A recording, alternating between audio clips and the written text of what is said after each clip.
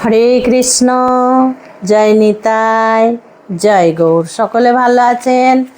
অবশ্যই ভালো থাকবেন, সুস্থ থাকবেন, প্রত্যেকটা ভিডিও দেখতে থাকবেন। সন্ধে 6:30 থেকে রাত্রি 8:30 পর্যন্ত আমার ফোন খোলা। যারা দীক্ষা নিতে ইচ্ছুক তারা আমাকে ফোন করবেন, আমি বাকি কথা ফোনের মধ্যে বলে দেব। আপনারা মায়েরা এবং আমার সন্তানেরা রান্নাঘরে কখনো এই ভুলগুলি দিনের পর দিন করছেন না তো? খুব সাবধান। আসুন আমি বিষয়গুলো ভালো করে বুঝিয়ে বলি। দেখুন, একটা বাড়ি সাধারণ কোনো জিনিস নয়। প্রথমেই বলি, আমাদের আশ্রয় হচ্ছে বাড়ি। সারা দিন আমরা যেখানেই যাই না কেন, যত দূরেই যাই না কেন, যাই করি না কেন, দিনের শেষে কিন্তু আমরা নিজের বাড়িতে ফিরে এসে সবচেয়ে শান্তি পাই। তাহলে শান্তির জায়গা হচ্ছে আমাদের বাড়ি। আর বাড়ির মধ্যে আমাদের মন্দিরটা হচ্ছে স্বর্গের মতো,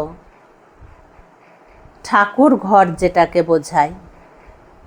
এবং সবচেয়ে গুরুত্বপূর্ণ জিনিস যেটার মাধ্যমে আমরা জীবন ধারণ করি, মানে খাওয়া দাওয়া করে বেঁচে থাকি, সেটা হচ্ছে আমাদের রান্নাঘর। রান্নাঘরটা কিন্তু মা অন্নপূর্ণা দেবীর জায়গা। মা অন্নপূর্ণা দেবী বাস করে রান্নাঘরে। সেই রান্নাঘরে কিন্তু সদা সর্বদা আমাদেরকে নজর দিতে হবে। কেমন করে? না, ওই রান্না হয়ে গেল আর এঁটো বাসনপত্র ফেলে রাখলাম, তরকারি বিনানোর বটিটা আমরা ফেলে রাখলাম, স্যাঁতসেঁতে ভিজা নেতা আমরা ফেলে রাখলাম, রান্নাঘর জলে জ্যাবজ্যাবে করে রাখলাম, ঝুল পড়ে আছে, কালি পড়ে আছে, নেতাতে কালি লেগে আছে, হাঁড়ি কড়াইয়ে কালি লেগে আছে। এই অবস্থায় কিন্তু রান্নাঘর কখনো ভুলেও রাখা যাবে না। রান্না করার পরে গ্যাস মুছে, যাদের উনুনে রান্না হয় উনুন মুছে পরিষ্কার পরিচ্ছন্ন করে রাখতে হবে। যেমন আমরা ঠাকুর ঘর পরিষ্কার পরিচ্ছন্ন করে রাখি, ঠিক রান্নাঘরও সেইভাবে পরিষ্কার পরিচ্ছন্ন করে আমাদেরকে রাখতে হবে। রান্না যেই হয়ে যাবে, গ্যাস পরিষ্কার করে হাত মোছা নেতা এবং কড়াই মোছা নেতা সেইগুলোকে নিয়ে সুন্দর করে কেচে অন্য জায়গায় মেলে দিতে হবে। ফাটা ফোটা ভাঙা বাসনপত্র রান্নাঘরে রাখবো না, খালি পাত্র রান্নাঘরে রাখবো না। সব সময়ের জন্য, আমি তো এর আগে বলেই দিয়েছি, আর একবার বলছি, একটা পাত্র, সেটা ঘটি, গ্লাস বা বোতল হতে পারে, জল পূর্ণ করে আমরা রান্নাঘরে রেখে দেব, সেটা খালি করে রাখবো না। বোঝা গেল?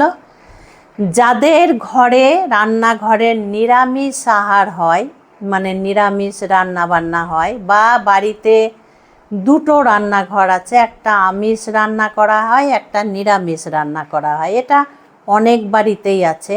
আর যাদের একটাই রান্নাঘর, সেই রান্নাঘরে আমিষ রান্না হয়, তারা কিন্তু রাখবে না।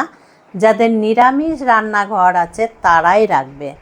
সবচেয়ে মঙ্গল, সবচেয়ে ভালো হয় মা অন্নপূর্ণা দেবীর একটা ছবি সেই রান্নাঘরে রাখা। কেমন ছবি? না, মা অন্নপূর্ণা দেবী শিব ভোলেনাথকে হাতায় করে পাত্রতে অন্ন তুলে দিচ্ছে, ঠিক এই ছবি রান্নাঘরে রাখলে কোনো দিন আপনাদের অন্নের ভাণ্ডার খালি হবে না। আপনারা কোনো দিন না খেয়ে থাকবেন না। এবার বলবেন, মা যদি রান্নাঘরে না রেখে আমি বাড়িতে যে কোনো জায়গায় ঘরে রাখি? অবশ্যই, খুব ভালো হবে। মা অন্নপূর্ণা দেবীর ছবি যদি বাড়িতে রাখা হয় খুব ভালো হবে। আর রান্নাঘরে কখনো কোনো দিন, আমি জানি যেখানে রান্না হয় সেখানে মায়েরা এই কাজ করে না, তবুও আমি আর একবার বলছি, একদিকে রান্না হচ্ছে আর হাতে করে তুলে তুলে খাওয়া, বা একদিকে রান্না হচ্ছে আর রান্নার জায়গাতেই উনুনের পাশে বা গ্যাসের পাশে কাউকে খেতে দেয়া, এইগুলো কিন্তু ভুলেও করবেন না।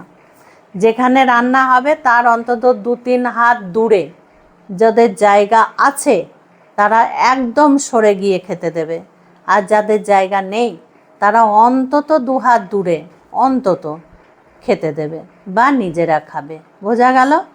আর এর আগেও বলেছি, এখনও বলছি, আপনাদের ঘরে, রান্নাঘরে যদি ফ্রিজ থাকে, দেখবেন সেই ফ্রিজের মধ্যে কোনো খালি পাত্র যেন না থাকে।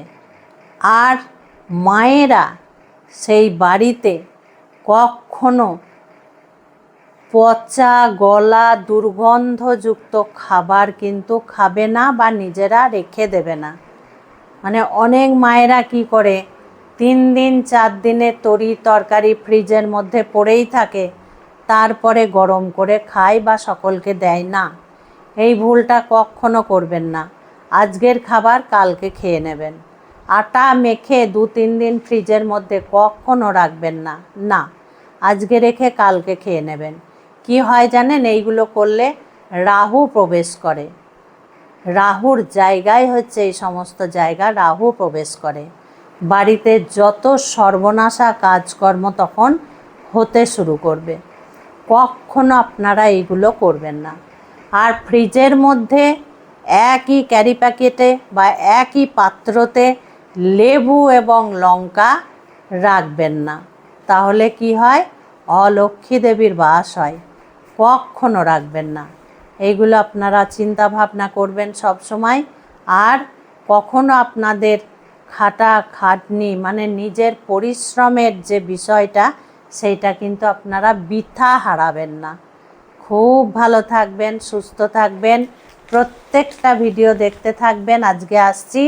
হরে কৃষ্ণ, জয় নিতাই, জয় গৌর।